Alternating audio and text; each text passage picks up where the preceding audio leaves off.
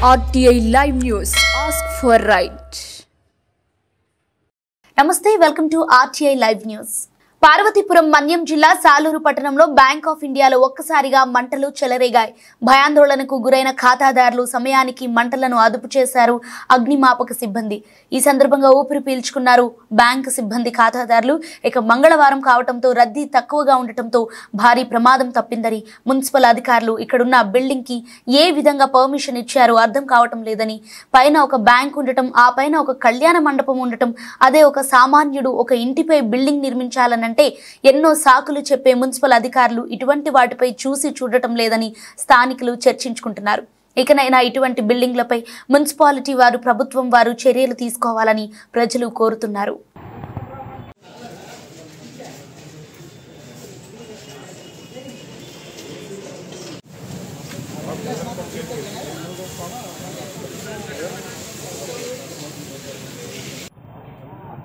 మరి అలాగైనా ఆలు డ్యూటీలో జాయిన్ అవ్వాలి, కంప్లైంట్ అన్నీ చేయాలా?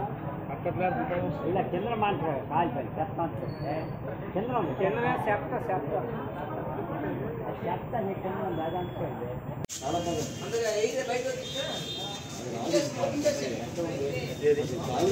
బయట నుంచి